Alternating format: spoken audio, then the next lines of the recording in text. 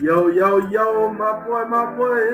It's your boy DJ T here. And Martin, we back. We back. Hey, man, listen, I'm Oh, sorry, but we were sick last week. Hey, you know Mother Nature has put her foot into the month of January, bro. We was going It's through either it. hot, cold, or unbearable outside. We were going through it last week. But we back. We back. We back. recovered. We good. We Some good to go. predictions. We ready to talk. Football. We sit here having a good conversation before the show even started. We was talking about Pat Mahomes. We talking about the best quarterbacks in history. Yeah, we just got a lot of You want to go ahead and conversation. pose the question to the audience? Yeah. Let's just go ahead and get right into it. It's all So- about us. Today's conversational piece and question for the audience: who is Mahomes' counterpart? My co-host here think it's going to be Burrow. I don't disagree. I would like to see your comments. Call in if you got you got an answer for us. Hey, if you got questions, you can call in. But you here with 7:12 on the clock. Let's get into this, man.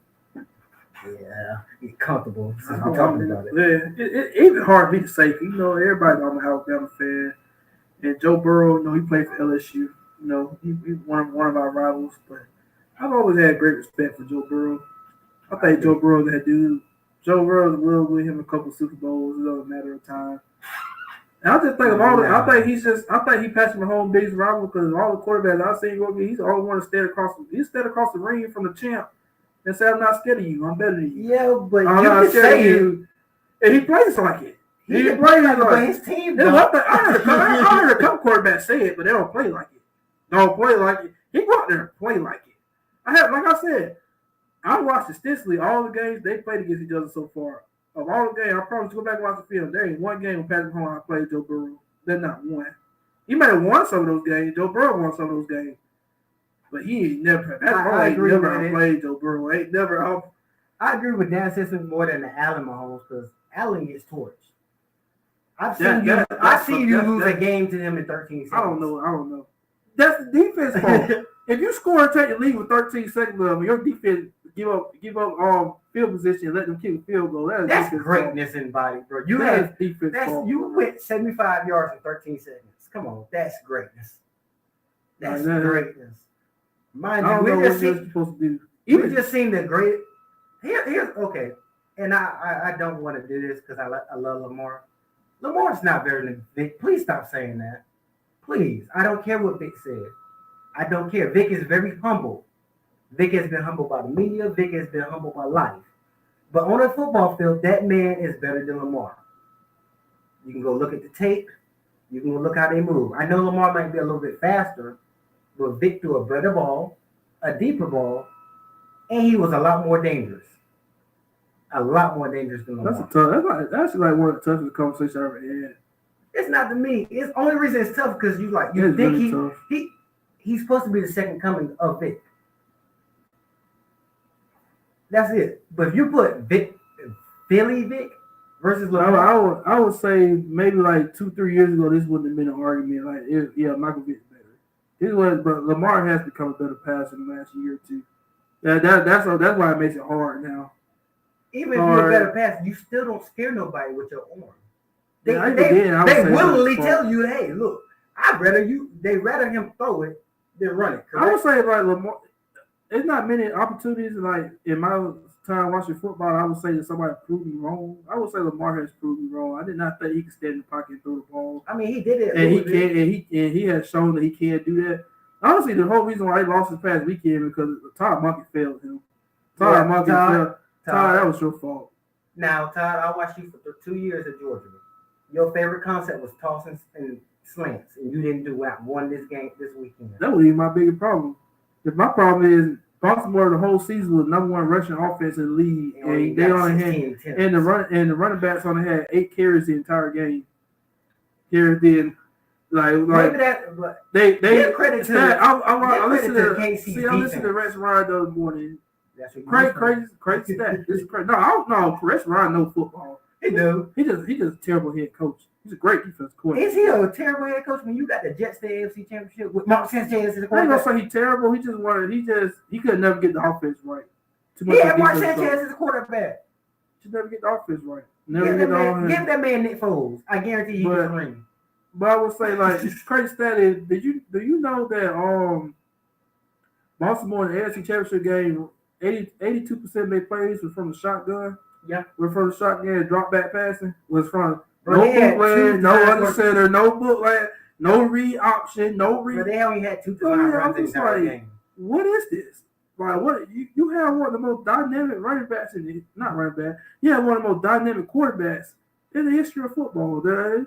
And you try to turn him into a drop back pass in the AFC Championship game. You can do that drop back pass. What they needed was a quick passing game. If you're like do a supplemental run game, because they weren't like they didn't try in the first quarter. They ain't trying hard enough. No, here's what happened. 8 carries the entire game. Here's what happened though. Here's what happened. And if we both watched the game, but that first drive when KC went down the field and absolutely looked like the old KC, I think John Harbaugh changed his whole game plan. He like, yeah, I don't want to get into a shootout. Definitely with the way KC was calling defense, blitz and 6. The man got blitzed on 70% of his dropbacks.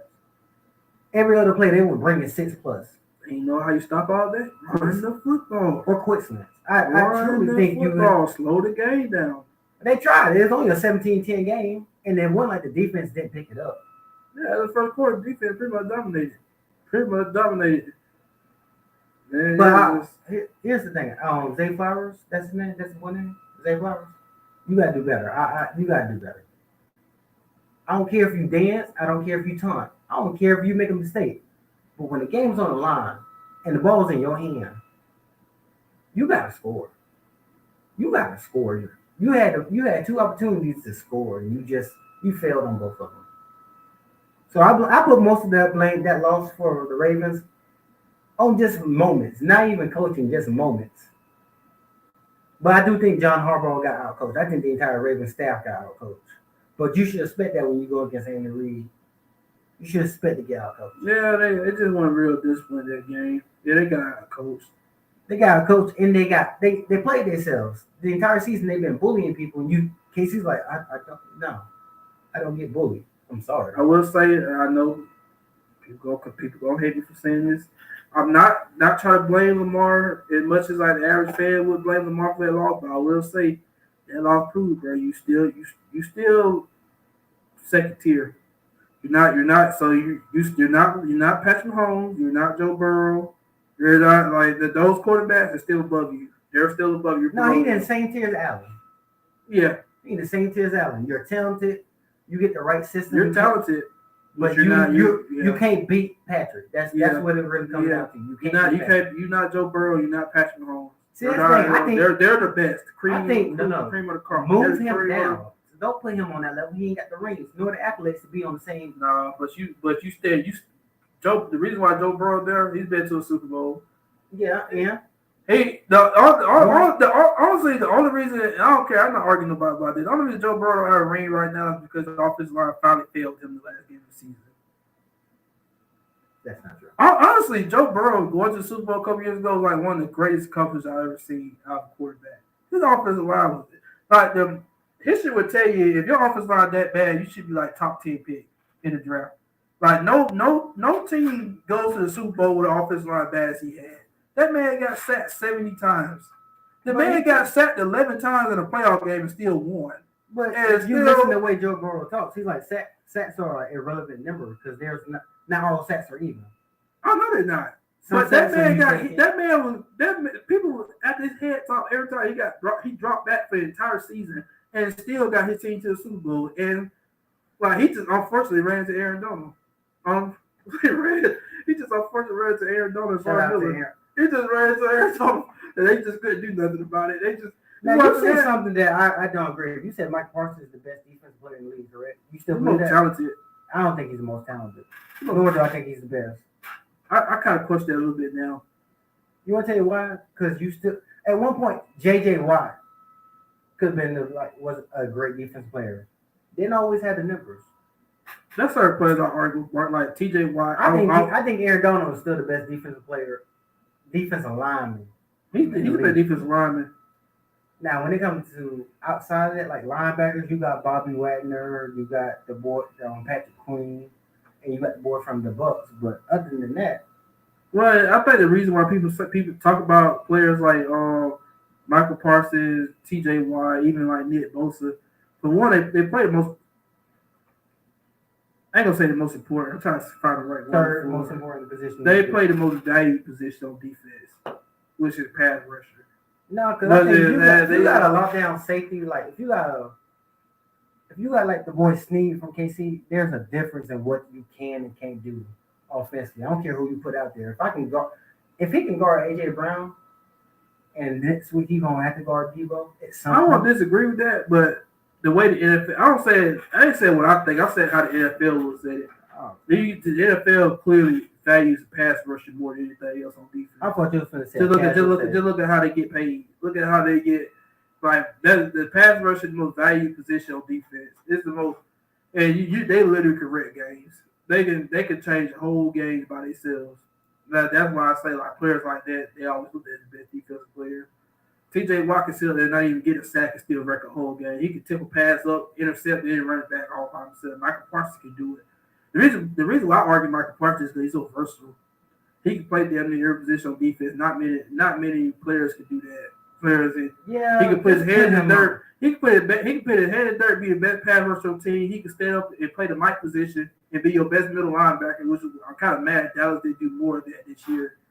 He even strong enough to play inside on third down than playing and go against Dorrance center. He's still not as game changer as Aaron Donald though, and he gets more one-on-one opportunities. That I think is more coaching. I think he has the ability to do it. I think they just don't put him in the right position to do it. Yeah, y'all should have fired y'all coach. Speaking of Atlanta, can we get some claps for y'all having a black coach? Don't screw this up, and I'm not talking to Raheem Mostert. I'm talking to the city of Atlanta. I think Atlanta fans be happy with Atlanta going being average. Just the fact. I mean, they've been average for the last 3 years, 7 to 10. But yeah, if we're gonna be average, we be average with our people. Average with our people. We're gonna be. So, would you give him the loving? Speaking of average, Arthur Smith got a job. Yeah, he on Pittsburgh OC. Hey, play a funeral sound. Well, at least Dodger here, though, he gonna get the ball. No, he's not. He gonna get him. Arthur Smith gonna use that man as a decoy. I made a joke about Arthur Smith getting the job in Atlanta. He's like, bro, I ain't never seen nobody. I'm like, how you get a job if we had the ball there here 30 times a game? That's all he did in Tennessee. He just had the ball there here 30 times a game. Then comes Atlanta, don't know how to hit the ball. And he got a job because of that. So, that is true. He came to Atlanta act like he not run the ball no more. Act like he is. No. He was like, I like to use my special players as decoys. For what? Kyle Pitts should not be a decoy. First of all, that's a bust of a draft pick. It's not. I don't care for Kyle Pitts. He don't fit the offense. So that's a waste of a draft pick. He doesn't. If you draft him and you can't use him, that's a coaching problem. You don't know how to use your personnel. I'm telling you. If you got a trade Kyle Pitts. You got a physical freak like Kyle Pitts. Why are you not using him? Because the man takes plays off, and even though you are physically gifted, you are not skillfully good. Now I will say that when we drafted him, I didn't agree with that draft. It was a wasted draft pick. But he's a good player. They don't utilize him. The last two coaches we had didn't really utilize. And so if two coaches can't utilize you, and your only call in college, if you watch them, was deep routes. How you get to the league and you can't run deep routes? This is the difference between good coach and great coach. This is where I respect coaches like Nick Saban and Bill Belichick. They don't ask players to do what they're not good at. They just he's a tight end that can't block. He's a tight end he's a tight end that's 6'6", big hands, long wingspan, but yet can't go 67% of players you got him lined up trying to block. He can't block and he can't run inside routes. Split him out in the slot. Split him out in a. You're not fast enough. He's not fast enough to get on top of safeties. We're going to finish this conversation after commercial break. This is 7:12 on the clock, powered by 101 TKO Radio. God. He's stepping outside. Oh, my God.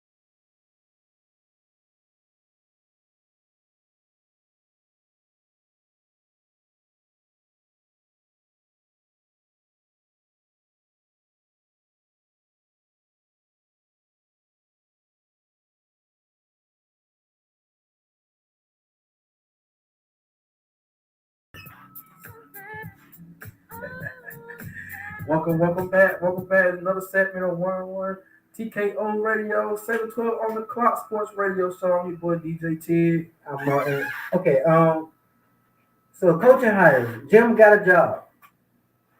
Jim Harbaugh is back in the league. For the entire AFC West, you should be on your P's and Q's. Yeah. You should really be on your P's and Q's. You got a quarterback. And honestly, Chargers are one of the most talented teams in the NFL.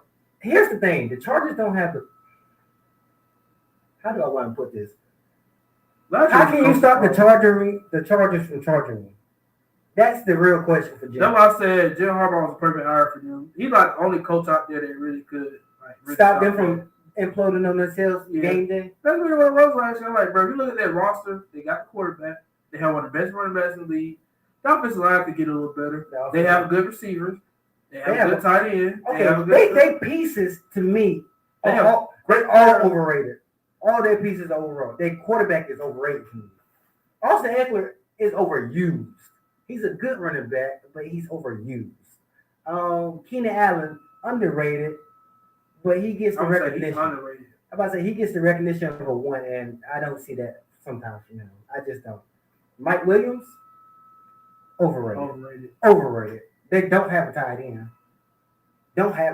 Hopefully they go get one. They should. And their defense is old. They can get better, but they got the pieces. They got the foundation there. They're a lot further along than what their records tell. But they're not in no window to win.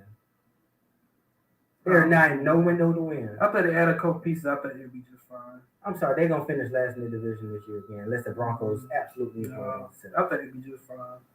I'm not giving it to them. I solely place them third or fourth in the division. I think the Raiders have a better. I'm not gonna give it to them, but they got Kansas City in the division. So that's automatically one spot, and I think Oakland's in a better position than them. No, Oakland don't have a quarterback. That's the big thing right there.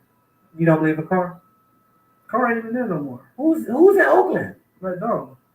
Oh, I'm so sorry. Garoppolo. That didn't make it no better. Oh yeah, Garoppolo is in Oakland, but he don't play. I'm about to say they don't make it no bench, so they don't make it no better. He got bench, so they don't make it no better. Okay, fine. But Oakland gonna have a top 10 pick. They probably gonna draft a quarterback. So once again, I put Oakland back up there then. Nah, rookie quarterback. Rookie quarterback. Unless you have a really good team around you, which they don't. No, they have a fighting team. That's all you. They don't have a great team. If you can give a team, you put a team. They have a handful of players. The rest of the team doesn't average. That's all you need. No. To get to the playoffs? Roster-wise, they're not better than the Chargers. Roster-wise, no, but they are better situated and they have a better window than the Chargers. And they have a more opportune chance of beating the Chiefs. They don't have a quarterback. You got an okay running back. You have an okay running back. They running back is kind of nice. Offensive line need to get better. They got a nice O-line. No. If a Zamir White can run for 200-some yards, bro, they got Zamir White is a good running back. I don't know why he got drafted so low. Josh Jacobs is a good running back. Now they got a two-headed monster running back that's on. Now Max Crosby, that's a beast on defense. They got a couple of beasts over there. Their entire secondary is underrated and yet good. That entire secondary is they're young and they up and coming. I agree with that. And they hit. They need better linebacker play. That is true. I will agree with that. I said they on the projection up, but they're not there yet. They're better than the Chargers and they're better than the Broncos. I don't know. I'm just a big component of I think we were talking about this the other night. I think your foundation team got to start with coach and quarterback. You said once you have those two, like you gonna be in a fight position for the most part. For me, the rest of your team only got to be average to good. If you got a quarterback, if you got an elite quarterback, and a coach, you're gonna be fine. You're gonna be. I think the Raiders have that. I think they can get there. Honestly, I think Chargers have it already. The only team out west that doesn't have that to me is the Broncos. Yeah, because I don't feel Sean Payton overrated.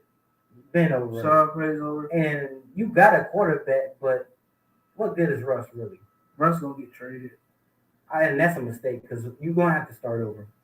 I got Russ going to Pittsburgh. That's beautiful. It would be. That would be. I would love to see him play in Pittsburgh. Him with George Pickens. You talking about deep ball fanatic? The only issue is Pittsburgh don't have a history of trading people. They really don't. No, but they don't have a history of paying quarterbacks that type of money. He don't deserve that type of money. But it's his contract. Know how they get away with that is Denver agreed to like take in most of his salary. The way you treated him this season, you owe that man to pay him. Cause Pittsburgh not paying him that much money. They just don't do that. That's not how the organization ran. I wouldn't pay him that though. If I'm going to Pittsburgh, I'm not paying you that. Not with the. Yeah, but I'm saying for Pittsburgh to get him, they would have to, or Denver would have to eat most of that salary. And I think I don't know that Sean Payton is not doing that. He's not going to eat that money. Well, that's most of the front office thing. It's not Sean Payton's decision. That's why. No. I think Sean Payton got his hands in the cookie jar. He's part of it, but he's not. He don't get final. He don't get final say. But I think he got a big part of it. They do, but he don't get final say. I'm just saying. If you was able to throw your quarterback under the bus like that and not catch no repercussions, you got your hands somewhat. Sean Payton. When do Sean Payton get held accountable for anything outside of bounty scandal? Even then, the man got paid vacation. The man got a paid vacation. Came back and all because he won the Super Bowl in New Orleans. And to be honest, the NFL gave them that Super Bowl because of Katrina. We all know it. Yeah. We all know the NFL gave them that Super Bowl because their city got destroyed by some water. No offense, New Orleans. No offense. Well, high offense. This is Atlanta. We know this is Atlanta. You really thought I'm gonna be nice to y'all? They should even won the NFC Championship game. I told you the NFL gave them that because of Katrina. If y'all want to keep it a buck, we knew the season was going to go like that when you blocked that punt from Atlanta and then put a statue out there. Yeah. How bad is your organization that you got a block punt as a statue? I mean, it was a historic time. I don't care. You catch a flood every 3 to 5 years. It's just not as bad as Katrina. The city's built underground, for God's sakes. Literally, it's built below sea level. Look at it. And I love the gumbo. I love the people. I met a beautiful amount of souls from New Orleans. Your city is literally built under sea level. You're going to catch a couple of floods when the Gulf decides to act up. You're going to catch a flood. I get that. And yeah, New Orleans, yes, somebody finally went in on you. It's been a couple years in the making. And that James BS. Oh, God. Let's not talk about New Orleans. I get hot talking about New Orleans. Yeah. Not like that. Saying I was here, Philadelphia. Y'all disappointed me. Philadelphia, you disappointed me this year. You had a golden opportunity to meet the 49ers with a great defense and beat them. And yet you imploded on yourself. This is one thing. We might talk about this later in the show because we're going to hit commercial break soon. We talked about that last. That's something we was going to talk about last week. We were talking about what happened with Philadelphia this season. I remember we had a disagreement about that. You say it's the coordinators. I'm saying somebody in the locker room got screwed. That's truly your team. Deeper than that. Your team, no, the entire team. Most people try to say it started after they were 10-1. I was like, bro, their issue was the entire season. If that's the case, change. The only thing changed, they just started losing. That was really the only thing that changed. Okay, if that's the case, somebody in that locker room, multiple souls. You have not only the most veteran locker room in the NFL, you have one of the most veteran locker rooms in NFL history. You got 3 Hall of Famers on your line just alone. You got a great quarterback. It's the coordinators. Oh, by the way, hey, Philly, trade AJ Brown. Yeah, I said it. Trade him. The coordinators are very important. They're very and I had to go look at it. I had to go look at some numbers before I can agree to that assessment. I will agree to that assessment. That is a big reason. That is a big reason. But that's no reason to go out there and not want to be there. Like your unit identifies with the mentality of your coordinator. First of all, they gave a baby the head coaching job. Their defense was soft because the coordinator was soft. And so why does your offense look like they don't know how to play football anymore? Because the offense didn't have identity. The offense didn't. You got one of the best. Last year they was a top Russian. They was a top Russian team in the league. I think first of all, they should have fired him. Way off this year. They should have fired. He should have got fired this year. There's a little bit of a Jalen Hurts injury. He had a knee injury for most of the season. There's a little bit of that. It's still. You know how to run play. You didn't see Jalen Hurts run the ball as much. You didn't see the read option as much. You just didn't see none of that this year. This is what I'm doing to fix Philly. This is what I'm doing to fix Philly. Because Philly's offense was mind-boggling this year. First of all, you got Swift. Resign him. You don't need no more pieces. I'm getting rid of AJ Brown, and I'm cashing in on a couple of first-round draft picks. There's a lot more receivers I compare with Devontae Smith than AJ Brown. There's no need to have both of them. Also, AJ Brown, you're acting like a total diva for absolutely no reason. You're not that great. You and DK Metcalf need to get off your high horses. Both of y'all. For y'all to be the exact same body build and have the exact same performances, if the ball don't come your way, you just start shutting down, that's got to go. Yeah, I agree with that. I agree with that part. So I'm definitely trading. Because you don't get your way, you start shutting down, start lashing out. It's always DK got an attitude problem because he want to bully everybody, and AJ just doesn't show up anymore. And both of y'all are what 6'6". Okay, George Pickens the same way in Pittsburgh. No, see, here's the thing: George Pickens been like that since high school. Yeah, he's been like that since Hoover, Alabama. Even when he got to Georgia, he showed up for a couple of spot games. Other than that, he's what are you? But you're young. He might develop more. He might develop more. He is what he is, but he might develop because the talent's undeniable. The talent there. You throw that man the ball, he's catching it. Talent there. I don't know about blocking, but he ain't never been great at blocking. Nor sacrifice. He ain't never been good at that. We seen that for 10 plus. We got a good sample size of that. That man ain't never been like that. I don't know what to do about that. I just don't. I don't know if my Tomlin can fix. That's probably why I just couldn't handle. I just can't handle diva receivers. I can handle diva receivers. I can't. Because not really. Because you out there. I played receiver in high school. You're out there. It's you and grass and the dude across from you. And I guarantee you, 9 out of 10 times, I'm better than you. You on that side of the ball, you can't catch. That's what we used to tell DBs. You on that side of the ball, you can't catch. You put hands on me all you want. When the ball's in the air, I'm getting it. If you can't bring it down, you can't be a diva. Stephon is an example of that. I think he's an overrated receiver right now. If I'm Buffalo, I'm trading him. Oh, most definitely. Bro, think about it. All of Josh Allen's best throws to Gabe Davis. My opinion, Stephon Diggs, like the talent is there. I do think he's a really good receiver, but I think the problems he brings isn't working. I'll say that. No, because you talk and then you don't back it up. Oh yeah, they need to get me the ball. I think he does like accountability. Of course. Because in Minnesota, it's like, oh, it's Kirk Cousins. Oh, he's not getting the ball, but then Justin Jefferson come in and blows you away. Not even like, bro, it wasn't him. Addison came in and did the exact same thing. Think about this. Yeah. Addison came in and did the exact same thing. We're out Justin Jefferson. It's like, bro, whoever Minnesota's number one has, they catch the ball. But you multiple playoff games, I've seen it now, where it's your time.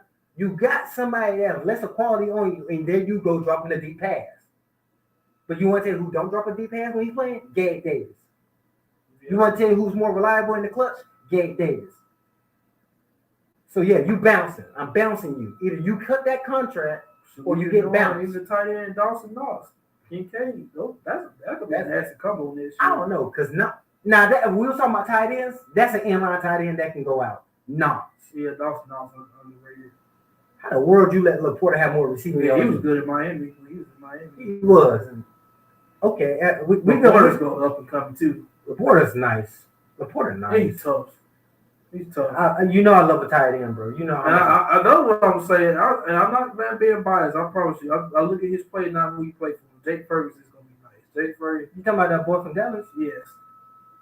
Jake Ferguson. I ain't gonna say nothing because I want to see another year of work. This gonna be. I want to see another year, but his rookie year, he had a really good year. I give you that. He had a really good year. But based on the tight end that's coming out, he's finna be overshadowed.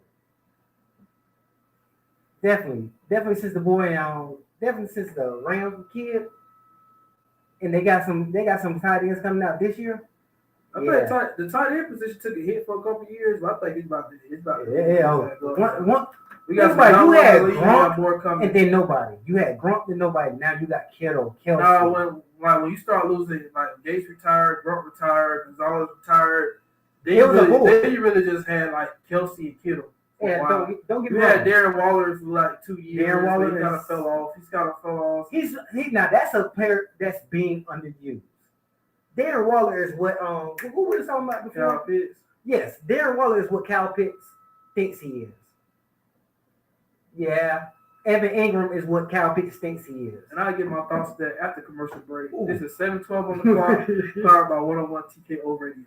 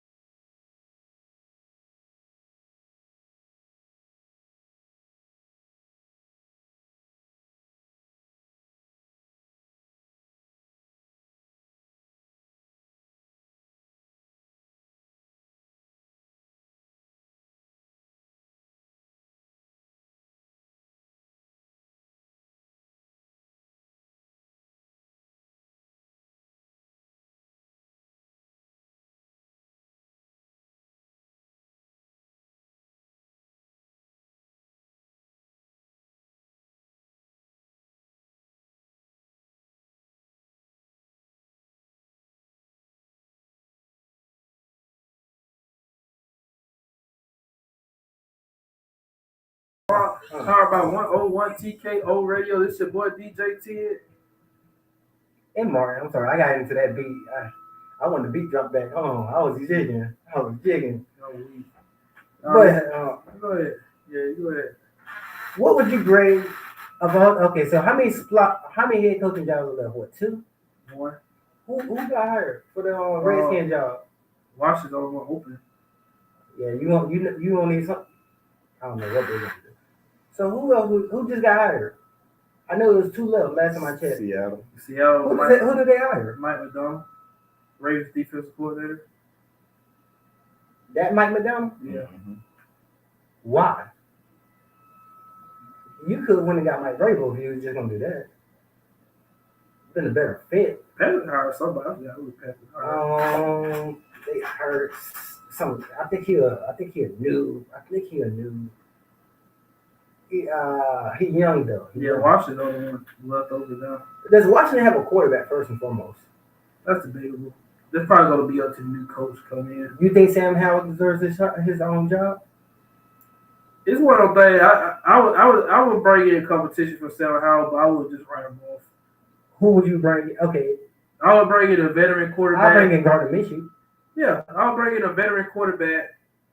And don't bring in if he happens to beat them out, then so be it. Man, hey, Sam Darnold, go fight for a job. Honestly. Sam Darnold, go fight for a job. I think Sam Darnold's just back up. So you think he a bust? I never thought he should have been drafted that high. Me either. But I did think he deserved another opportunity after the Jets.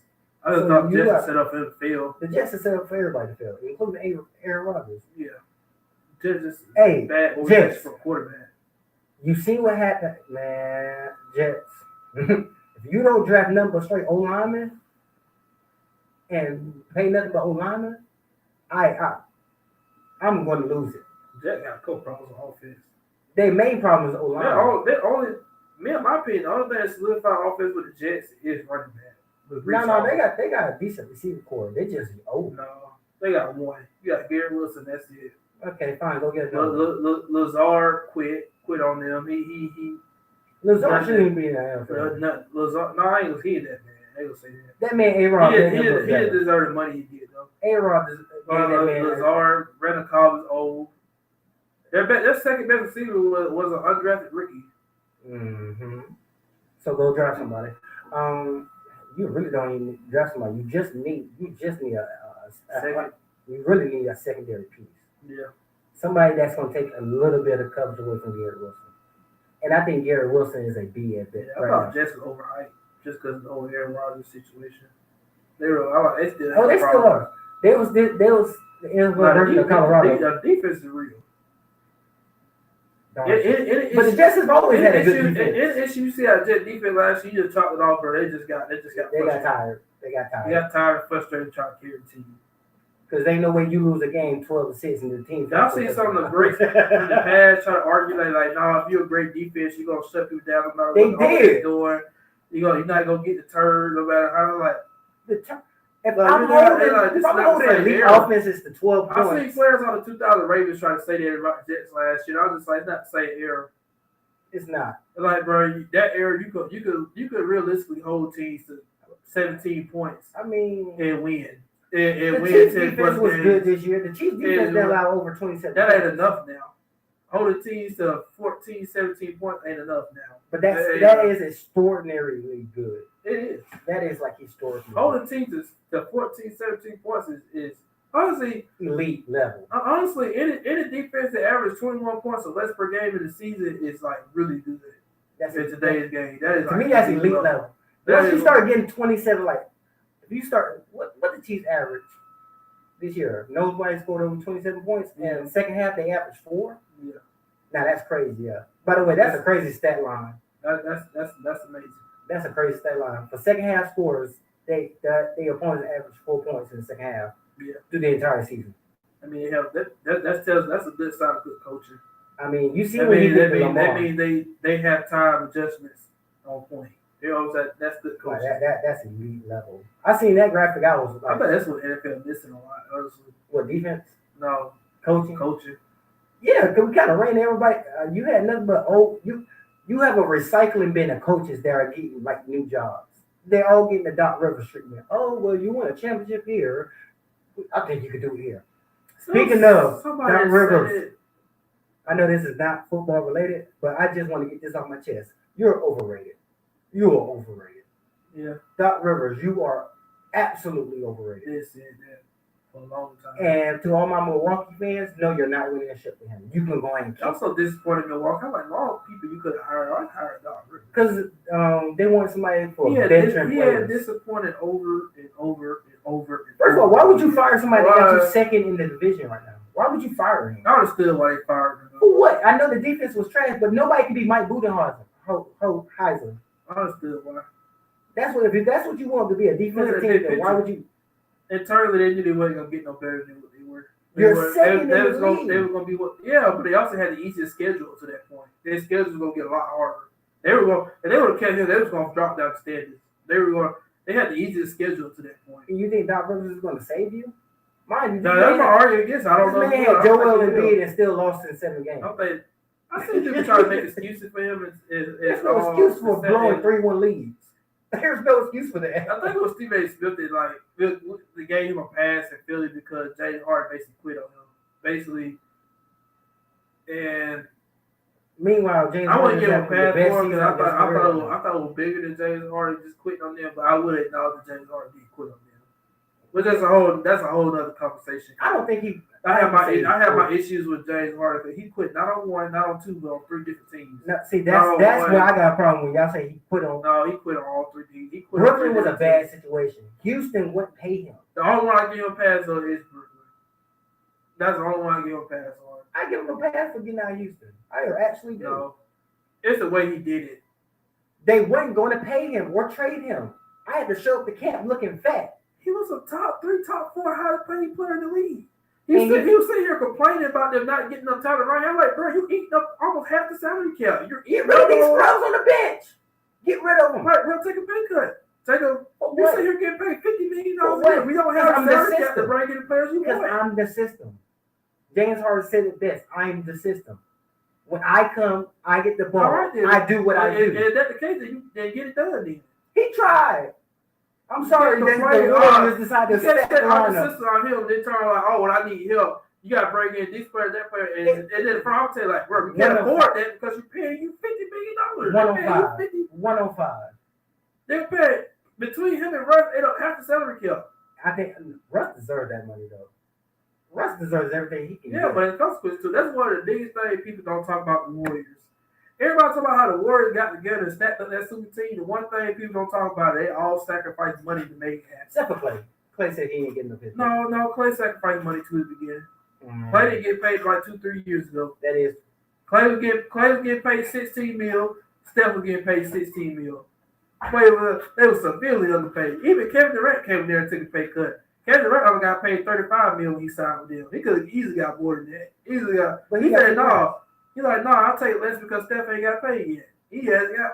They all made financial sacrifices to make that team work. You know they trying to break up that players these days, people like James Harden want to get paid top dollar and then want a super team at the same time.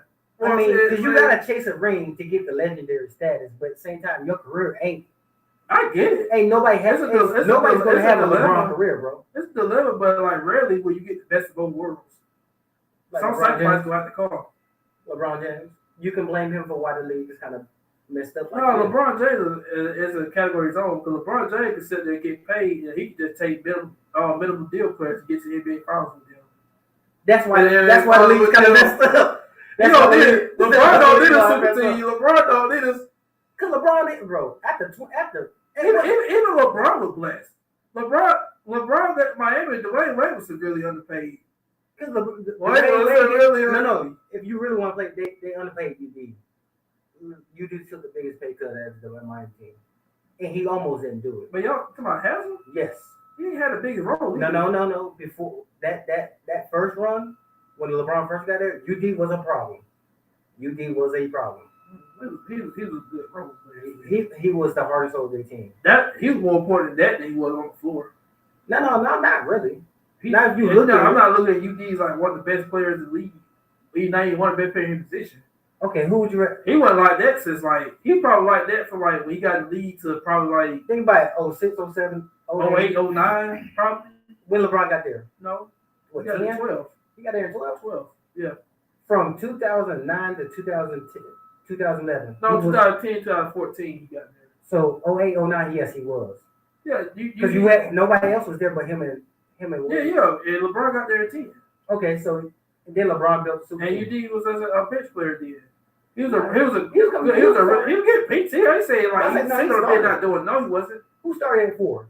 Huh? Who started at 4 for Miami? Chris Bosh. Chris moved to the 5. No. Chris moved to the 5. Who started at 5 for Miami? Bosh. No. Miami went third slow. man. That was the second. That was after Bosh moved. And he played Huntston. Hazard didn't start at no point while LeBron was there. I promise you he did. I'm not a Miami fan. You're talking to a Miami fan. I don't care. You need to not start. UD didn't start. He just didn't start in the playoffs, but UD started. You definitely started where LeBron was in Miami, bro. I'm not taking that. No, sir. And he started before then. We had James Posey and the boys. Yes, sir. Before they went and got them boys, yes, sir. He was starting. Yes, he was. That's nice. That's just a nice. I got a nice stat profile. Ooh. Thank you. Run it up. Hey, man, it's not really showing it like that. You want to start lineups? Roster. Everybody. It's just me. I don't like this. What's like this? Joel Anthony. That's who started center. Nah, that was a bust. I hate Joel Anthony. Yep. But he was a 5. Yeah. Before Chris Bosh? Yeah, Chris Bosh always played the 4. Because I remember that because me and my granddad growing up. I'm telling you. I remember that specifically because me and my granddad growing up used to always talk about the only thing that kept Miami from being better than they were when they didn't have 5. They did not have. And then they moved when they played teams like Indiana, people like Roy Hibbert would dominate them because they didn't have big man. They did not have. That was like Miami's one weakness. That was like their, and that's why they couldn't beat Spurs. That's why they couldn't beat that and Tim Duncan and Mondo. they technically beat Spurs the first time. Everybody know Miami should not have won that series. Hey, now hold on now. Come on now. Come on now. Game 6. Me and my granddad watched that game. I will never forget that game. Game 6 of the NBA Finals. The Spurs are up by 6 points with 27 seconds left. And they lost. Everybody thought that game was over. A Miami fan. Miami fan halfway empty the stand. They were starting to roll the stage out of the total. Surge on the sideline celebrating. And then Ray Allen hits that 3. And even I said it's a beautiful thing, ain't it? It's a good look. One thing about it, that wasn't the best play for. That was not the best play. The best thing was Chris Bosh getting that offensive rebound and giving him the opportunity. Actually, the play before that actually is the one when LeBron hit that deep 3. And one of the dumbest decisions in sports history nobody's ever going to talk about is when Greg Popovich took Tim Duncan off that floor and didn't leave no rebound on that floor. Because Chris Bosh wouldn't have got that rebound. Tim Duncan on that floor wouldn't have got that rebound. We're going to give Tim Duncan his respect because Tim Duncan could have did a lot worse. Already know. Everybody knew he took a splitter because I think Splitter fouled out. He took a splitter and Duncan off the floor. He had I think he had Boris Diaw play the 5 on that last 30 seconds. That actually makes a lot more sense. No, it don't. Boris is he can guard. They was playing small ball. Why would you have 2 bigs out there in the Miami's in small ball? Yeah, but you gave up rebound in the process. They paid the price. I'm sorry, but the one Chris Bosh was. I had a problem with Chris Bosh. Chris Bosh was a good player. Yeah, but he wasn't. He wasn't. Get Chris Bosh's credit. They would not have won the championship without him. Chris Bosh still should have did more. Maybe they was set up though. Because Dwayne Wade took a pay cut that whole time LeBron was there. Hey, how about this? Miami's giving Dwayne Wade his own statue outside the stadium, and they retired his jersey. That's a given. He's the best player in Heat history. That's a given. It almost took them. I'm not surprised about that. The man. Here's a conversation that I get tired of having, where people like this new generation of kids don't understand how great Dwayne Wade was, and they don't give him the respect of putting him 1, 2, or 3 behind Kobe. I just want that to be known of all-time shooting guards, he's 3. I don't care. I don't care. We all know who's 1 and 2. But you argue 3. Who else are you putting above him to even make the argument? Yeah. No. I said argue. I didn't say you That's was. not I said argument argue. we have. I said argue. I said That's argue. not argument we have. I said argue. That's not argument we have. I'm not I said why everybody put put the Wayne Wade at 3. I'm not gonna argue. That's where he rightfully deserves, because you can't put him ahead of Kobe. He don't got no rings. Okay. And we all know that the Black Jesus is the one. Yeah. I think argue between Michael Jordan and Kobe, in my opinion, honestly. That's not really I think the only I feel that's like the same player. Exactly. That's my argument, because I'm like, everybody talking about Michael Jordan clearly the best. That's like one of the cutthroats they ever said. Everybody say Michael Jordan, I'm like, bro, the only difference between Michael Jordan and Kobe, he just came in the league first. And Kobe, you switch the ages and Kobe came in the league first before Michael Jordan, everybody would say Kobe the best ever. There ain't nothing one can do that the other didn't do. There ain't nothing on the floor. There ain't nothing one. If Kobe was Michael Jordan's age, Kobe would be the best player ever. And on that note, let's go to break. This is 7:12 on the clock. Sports Radio. So found about what TKO Radio. What is dedication?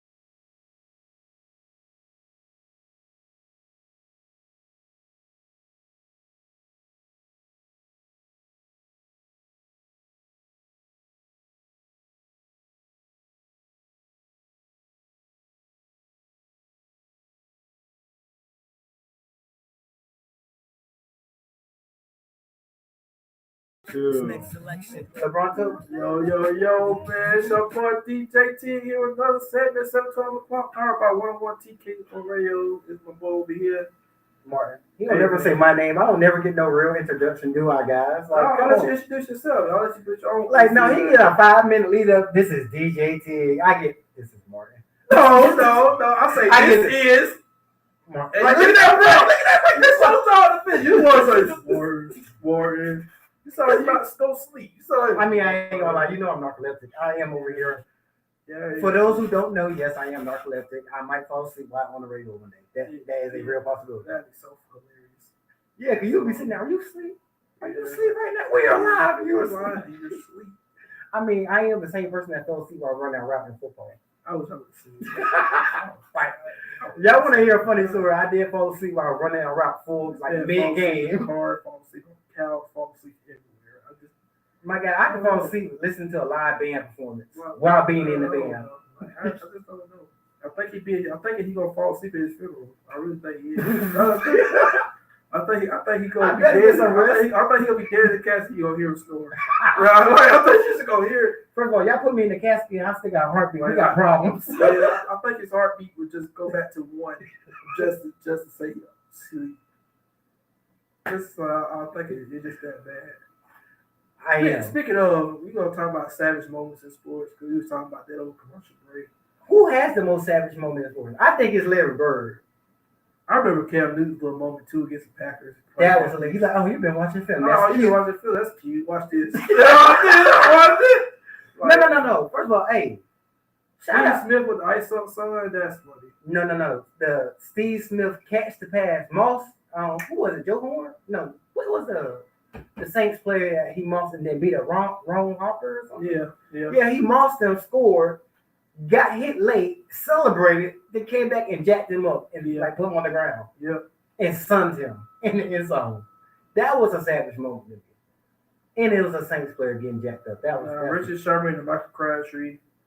No, Keith Lee and Michael Crabtree. Yeah, I was gonna say that one next. Because if you snatch my chain, bro, we get hit, bro. I don't care what the score is. I don't care what game we in. Michael said, snatch my chain. Michael Finnegan and Andre Johnson.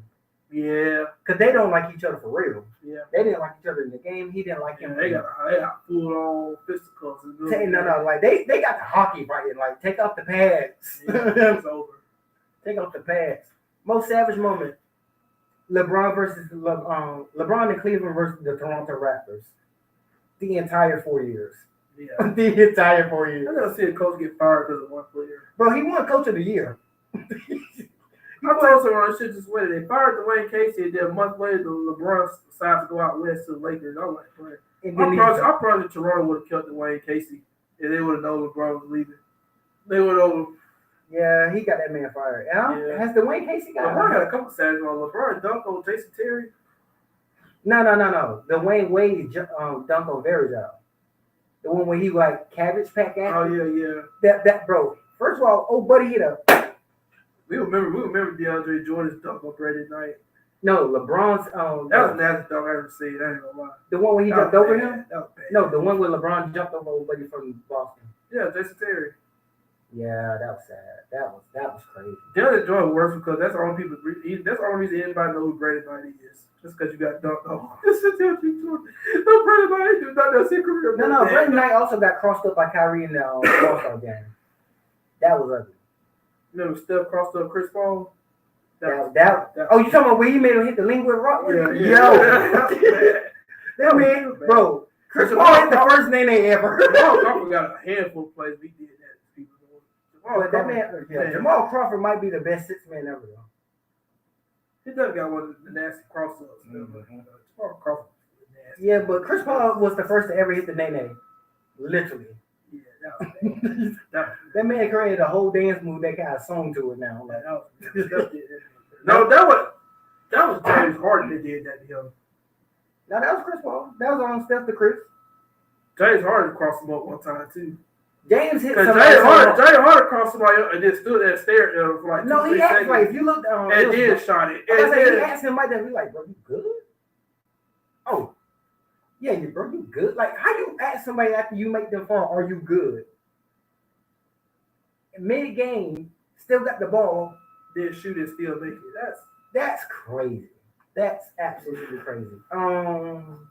Sammy Sosa, the day after 9/11, ran from home plate to center field with the flag. First at bat, smacked it, grabbed the flag at the first base, and ran the bases twice. No, crazy savage moments. Oh, Aaron Rodgers last year in Green Bay. Last time he told this. Last time I absolutely died when I heard that. That man scored. He said, "I still owe you. I will always owe you. I will owe you. I will owe you." And he's right too. He just keep. This is what he do. Hey, bro, I think the city. This is what he do. This is what he do. Chicago every year. I think the city of Chicago play that man. Bro, I really do. This shit do it to Chicago every year. Yeah. Every year, it's just bad. I think that's the only franchise not to beat him. I think they're the only franchise not to. No, they beat him before. It's just not that many times. How many wins does the city like Chicago Bears have against A-Rod? It's not over 3. Oh yeah, maybe like 2 or 3. I was about to say, That no, you want to say a savage moment that's not talking about? Jay Cutler quitting in the middle of the game. Oh yeah. No, Antonio Brown. That man took his shirt off, walked in the locker room. Say, I'll see y'all later, bro. I'll see y'all later. No, what's that? Vontae Davis. No. He retired at halftime on the Bills. I'm like, yo. He's like, I ain't gonna lie, bro. At the time, I actually got it. It was tough, but I got it. He got there, got absolutely whooped the first half. He just like, he got halftime. He's like, bro, I can't play no more. I can't. The only thing I blame him for was leaving the stadium. I would have been perfectly fine if he would have sat on the sideline second half and then retired after the game. I would have been perfectly fine with that. Antonio Brown, I think his second year in Pittsburgh, where he decleated the punter from Cleveland because he felt like being kicked pretty. That was funny. The man's super like, did he get penalized? Oh yeah, did Vontae Burfict got his get back on that playoff game, but he absolutely leveled Antonio Brown knocked by the game. Leveled Antonio Brown. I mean, we that was a total get back for doing his punter like that. That was a total. No, who leveled him? Was it Chase Claypool? Somebody leveled him like very next time they see him. Oh yeah, no, that was all Juju. Juju, absolutely leveled him. Like it wasn't even a comeback. It was just he tried to do that TikTok dance. He like said that won't happen. Leveled him. Oh my god. Savage moments, guys. Savage moments. Comment your savage moment and your favorite sports savage moment. Cam Newton. No, since we're on the subject of Cam Newton, there's this dude on First Take. I don't know his name. It's not Colin. But he was telling the fans that Brock Purdy had a better career than Cam Newton. And I think that's just blasphemous.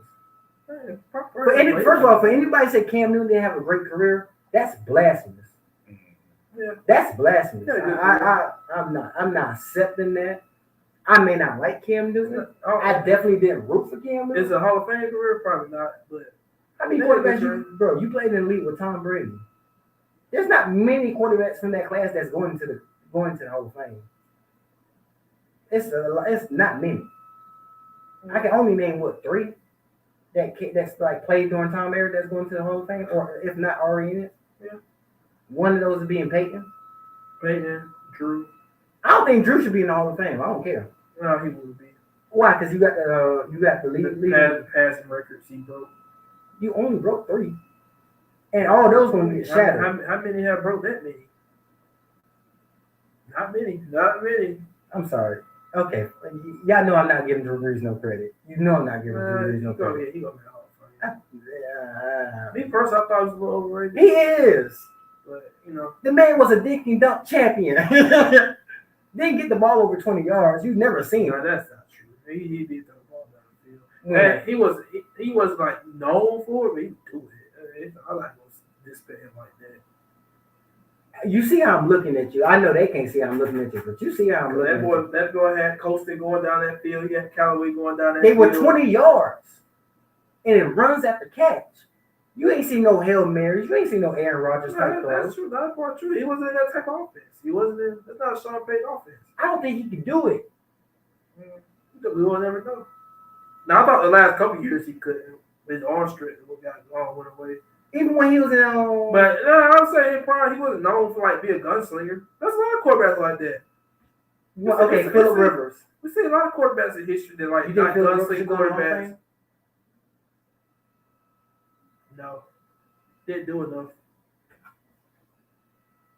The Chargers were. The man played on a broke ACL. Chargers had one. That's a great moment. That's a gutsy moment. They don't make him Hall of Famer. Do you think Eli should go to Hall of Fame? Yeah,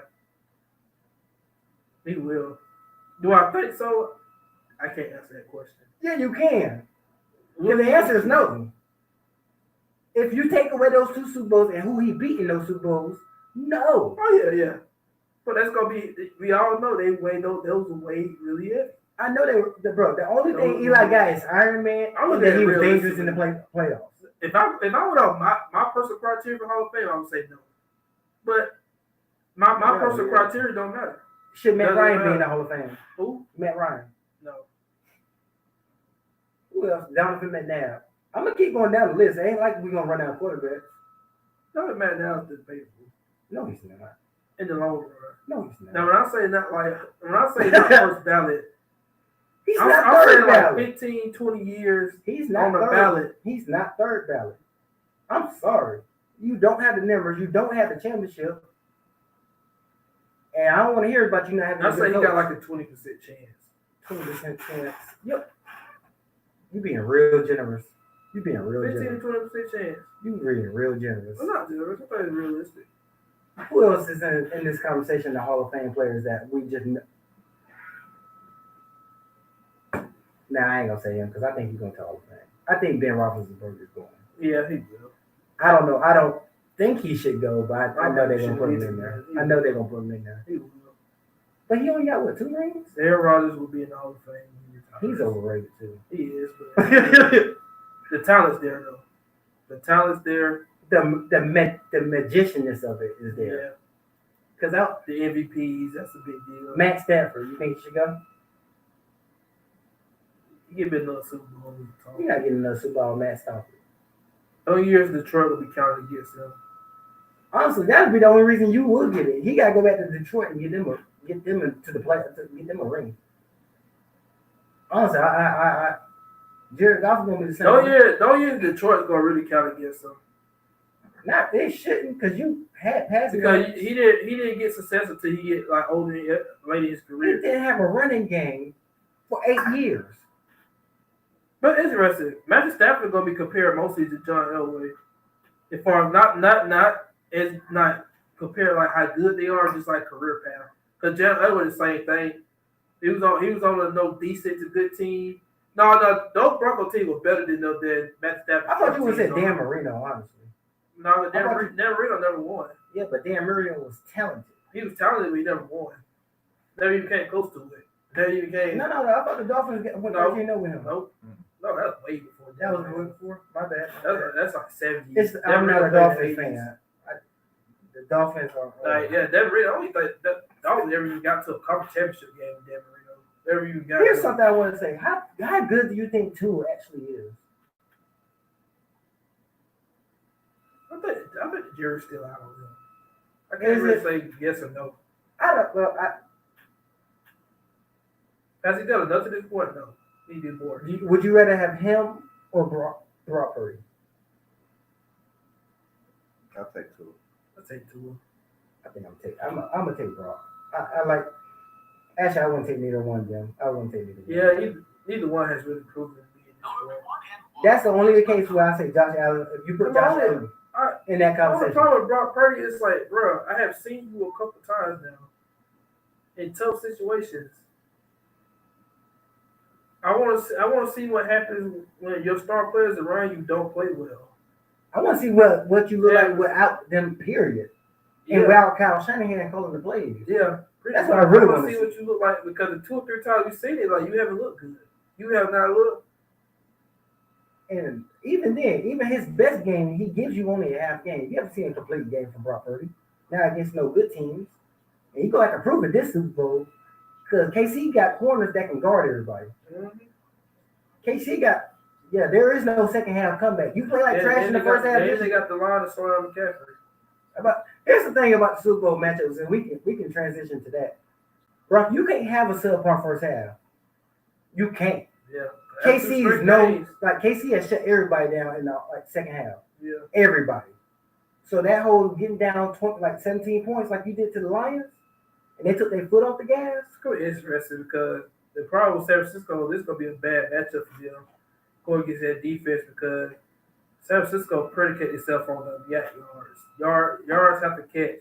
They're not even going to Kansas City is really good tackling team. I'm sorry, Debo's not going to go off in this game. Brandon Ayuk, he's not going to get no separation. KC got the best corner combo in the league. They stick to their receivers like glue. Like Odell Beckham didn't get no kind of no run this week. Zay Flowers barely got open this week. George Kittle is not going to be a mismatch. You're not physically mismatching against none of their safeties. You might be better and you're going to get some passes, but unless they move McCaffrey out the backfield and use him like that. This is going to be a game. We're going to really see what Brock Purdy made of. No, he going to. The only way to get Kansas City is to stretch them out down the field. Because they're going to bite them. They're going to hit on those short routes. No, they're going to lock down on short routes. There is going to be no slant routes. Nothing. None of that's going to Yeah, it's going to be like 6-man pressures. They finna be up in his grill all night. All night. We'll talk about more after commercial break. This is 7:12 on the clock. Sports radio show powered by 101 TKO Radio. 1 in 3 adults has pre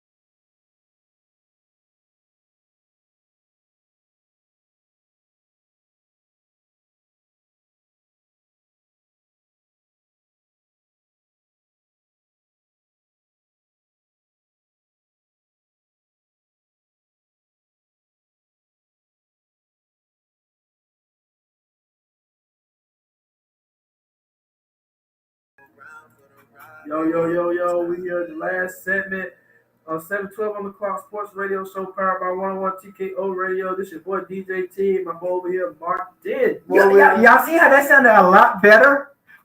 Yeah. Just a whole finish.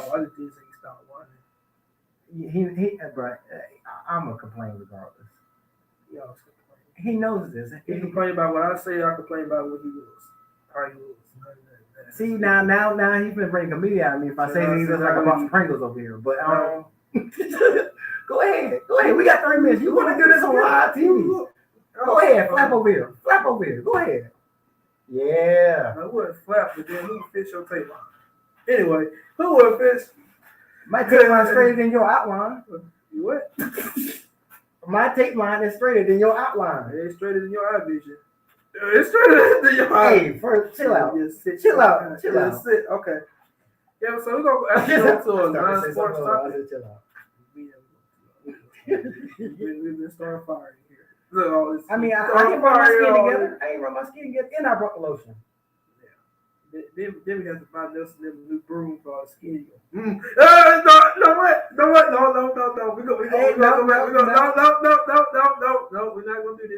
not gonna do this. Y'all see?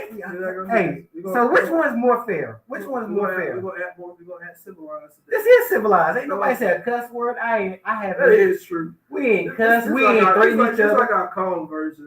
I'm about to say it gets a lot worse at home. This is PG version.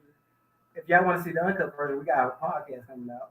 Yeah, now we can start a podcast. Y'all can see the uncensored version. It won't be. It'll be hilarious. I promise you.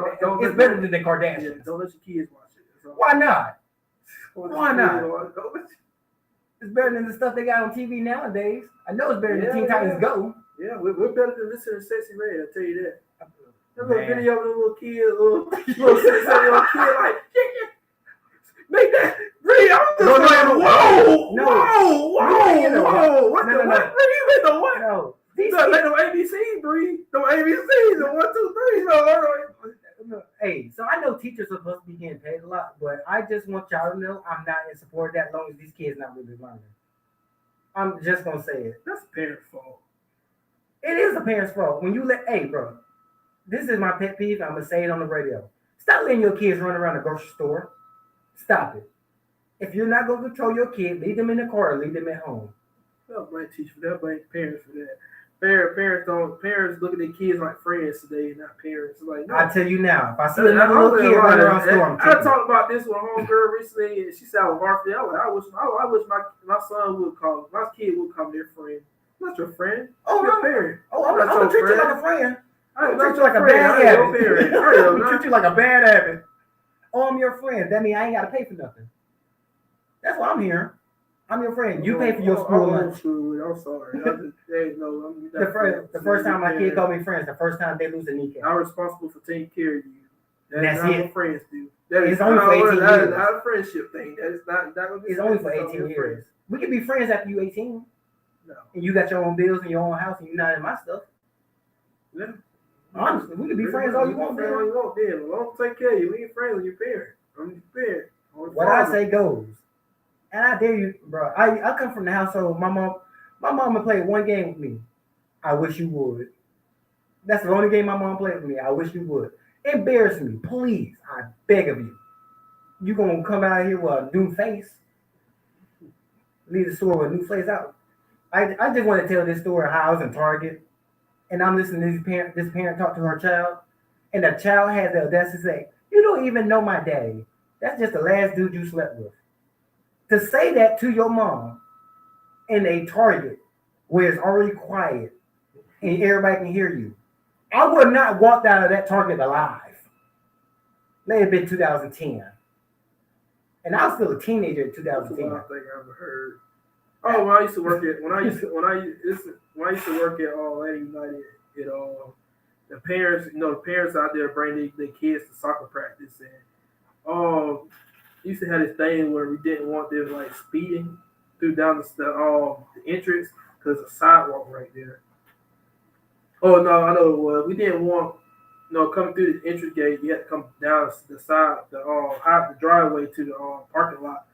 We didn't like people dropping their kids on right there in the front because people walking right there. walking right there, we asked him to come all the way to the parking lot before you drop the kids off. The same woman, every time you say every day, she would drop her son off right there in front. And then one day I stopped her when she came all the way in. I was like, "Hey man, can you please like not drop the kids off right there? That's dangerous to get safety protocol." She just she said.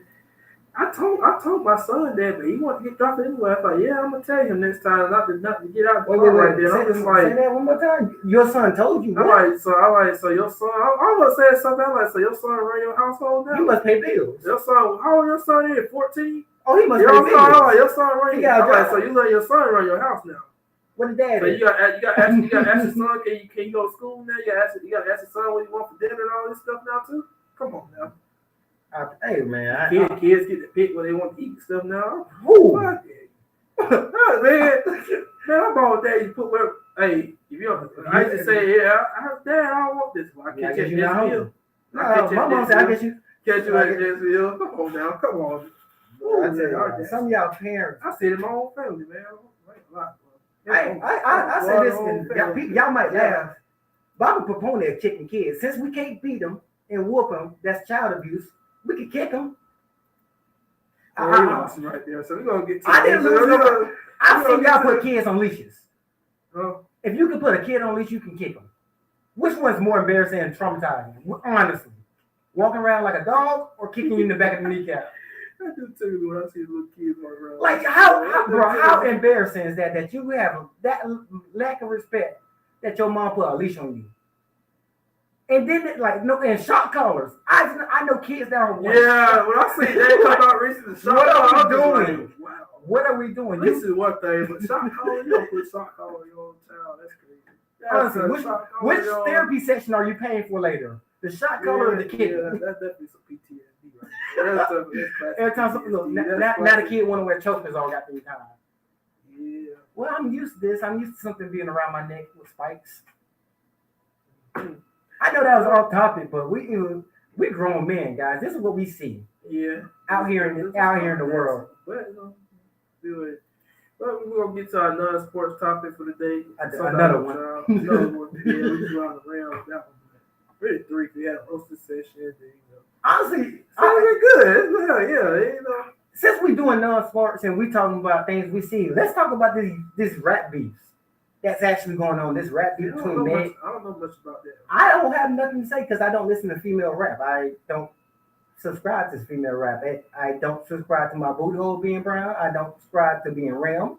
I don't subscribe to shaking what God gave me. Do I subscribe to injecting into BBLs? By the way, ladies, if you didn't realize this, men do not like BBLs. Real men don't like BBLs. Oh, yes, I said it. I'm a real man. I like my women to be natural. That same money you went to go to Brazil with or Panama to get that fake surgery, you can invest. You a boss, invest. And I'm not talking about into an asset that's going to goddamn depreciate in 4 years. Invest in something real. Not all y'all can be Kim K. Even her husband left, and he went and got a Slim Jim. Let that sink in. Let that sink in. But what is this? This that list you was telling me about? Yeah. So I seen a list on social media. We was gonna do this last week. I seen a list talking about somebody had wrote down. I think it's top 40 artists in Atlanta history. And the list is kind of interesting. I just kind of want to get your perspective. Why is Lil Jon at 10? Everything up to okay, you got Outkast 1, T.I. 2, Future 3, Luda. I was like the top 5 is not that bad. I ain't gonna. You got Luda. I'm gonna change it a little bit. You got Ludacris a little high. The only thing I don't know is we talking about based on we talking personal or we talking about influence in Atlanta? Cause I ain't gonna lie, bro. I'm not a big T.I. fan. I'm sorry. No. That man got the moniker King of the South. I know he do. That's why I'm not even gonna argue him being number 2. I personally wouldn't have a number 2, but I ain't gonna argue that. No, because Outkast is Billboard top. Yeah, I like Outkast at number 1. So T.I. you can put T.I. or you can put Thuggy too. But T.I. got the moniker King of the South for a reason. Yeah. So you can leave him there. I think Jeezy should be higher. For what purpose? What number is that? 8. 8 for what purpose? You can take unless you swap the Luda out. It need to be higher. Exactly. Jeezy? Yes. Yes, Jeezy need to be higher. Okay, maybe just because I didn't listen to the only reason I'm not totally mad about that because I'm trying to see who you would put ahead of. I would put Jeezy ahead of Ludacris though. I sure. I'm about to say. No, you talking about Atlanta? Now you talking about music in general. Like Luda go ahead of Jeezy. I'm not gonna argue that. You talking about Atlanta? Jeezy need to go ahead of Ludacris. I'm sorry. He needs to. I put Rich Homie up there too. So yes, thank you. Why is Yin Yang all the way at 32? Oh yeah, that's crazy. That's crime. That's criminal. I think Crime Mob at 38 is crazy. At 30, B.O.B. at 36. No, okay. If you put Jeezy at the top 10, why is Young Jock not in the top 10? Because Young Jock didn't have no hits. Young Jock moved the needle and pushed the culture in a positive direction. I agree, Lil Jon. So what would you do your top 10? Because Outkast, I could keep them number 1. T.I., even though I personally won't put him number 2, I understand why he's at number 2.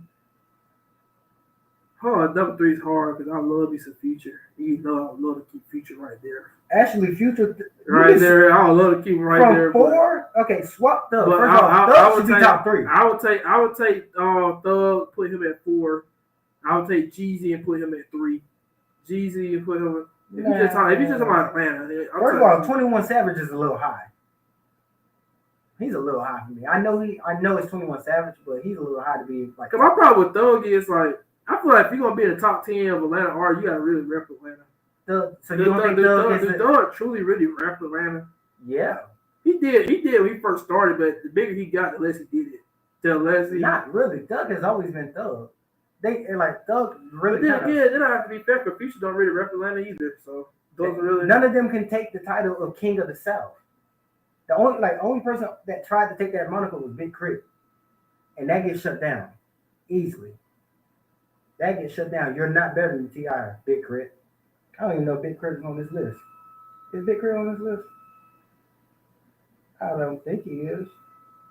They got Shawty Low at 20. You go ahead and put him on low. You can take Pastor Troy off this, by the way. No. Stop. You know why? You know what beef I got with Pastor Troy. No. You know what beef I got with Pastor Troy.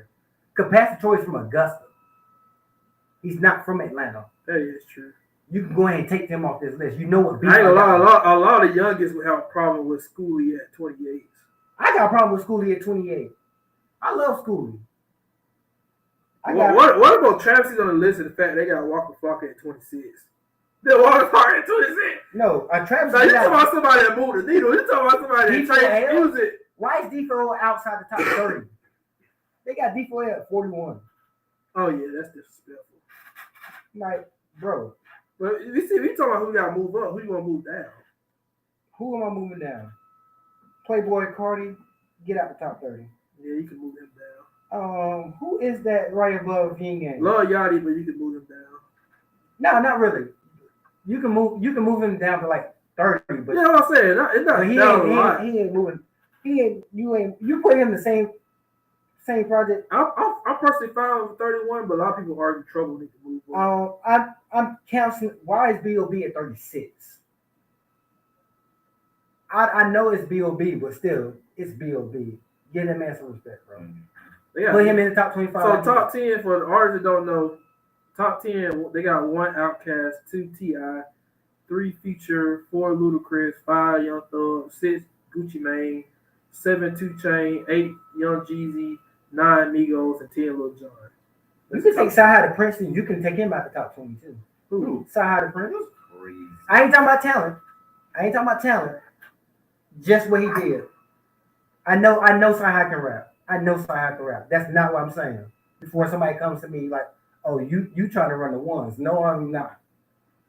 But you don't hear from Sahai like that. I think 21 Savage at a good spot. 21's at 11. Yeah, it's a good spot. First of all, move Migos up. Migos is way better than 9. I'm sorry. Migos started that whole culture. You gotta move somebody down if you're gonna move them up. Luda, get out of here. Nah, Yachty, get out of here. Yachty's not above them. Yeah, Yachty at 25. Yachty is perfectly placed. So you got Migos at 9, so you got Jeezy at 8, we got 2 Chainz, Gucci Mane, Thug, Luda, Future, T.I., Outkast ahead of him. I'll take the. I think 2 Chainz to move him down over Migos.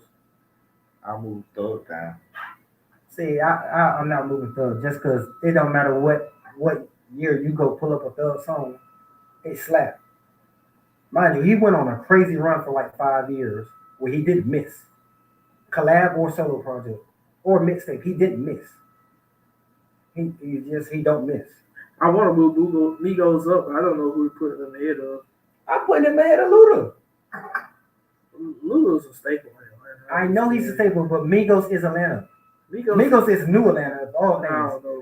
And just because here's why I moved Migos up. Takeoff's not there. You will never get. But all I really like want to say, but even then, like, bro, he's a staple of Atlanta. I just can't do that. Like 2 Chainz, I just can't. Take Gunna down. Get Gunna out of the top 20. No. Yes. He can move down a little bit. I don't think Gunna and Lil Baby. Bye. I don't think he should be at 12. You can get Gunna and Lil Baby out of the top 20. The fact they got Gunna over Lil Baby doing crazy. Gunna's me personally, I like Gunna more than Lil Baby. Lil Baby is more influenced than Gunna is. But Gunna can rap better than Lil Baby. I think Gunna's better than Lil Baby. I don't care if he's snitching or not. I always thought that. I don't care if he's snitching or not. I'm a big Gunna fan. I've always thought that. Oh, you can move Killer Mike back into the top 10 where he rightfully belongs. Yeah, Killer Mike. That's disgraceful. I don't know. You gotta move somebody out though. That's the thing. 2 Chainz, bye. Gucci Man, you can move him up. Luda, get out the top 10. Where Good Mob at? Goody Mob is 17. I don't know. Yeah, Jid at 18. They got Travis Porter at 19. That's where we're gonna. I know. Yeah, that's disrespectful. See, that's the thing. You can either say I'd say move him down. I say Shot Low move up. I say get him. Travis Porter gave me what two albums, and none of them are classics. None of them are classics. He got some songs on there. He got some anthems, but you ain't playing Travis Porter. I do think.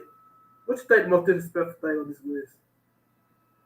Have an Outkast on this list, period. They shouldn't even be with the rest of them. They don't fit. They were trailblazers. Andre by himself is a trailblazer. Big Boy by himself is a trailblazer. I don't even know why you put them with other people. Give them their own mountain. Should have been separated. Okay, I see what you're saying. No, I'm saying get them off this list because they don't belong on this list. They are on like World Mountain top 10, not just Atlanta. They honestly taking up a spot. I know it's one, but they really taking up a spot. Yeah. That's how good Outkast was. How influential Outkast was. I'm trying to think what's the most disrespectful. The most disrespectful to me is probably Yin Yang at 32. That is disrespectful. That is just like highly disrespectful. Pastor Troy ahead of Yin Yang is disrespectful. I don't know, man. Y'all go on Instagram and comment and tell us what y'all think about this. You know, this is one of the last posts on our Wait, why is Roscoe Dash ahead of Yin Yang?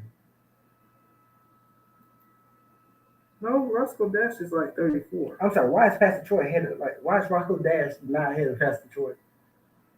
That's crazy. I don't know. Y'all tell us on our Instagram page. At the end, we're going to just wrap up this show. Hope y'all enjoyed the show today. This list, is that scrappy? Hey man, we might go Instagram live one day. Maybe one day later on this we can talk about this list. With that being said, I'm DJ TYG. I'm Martin. See you next week. Bye. Good.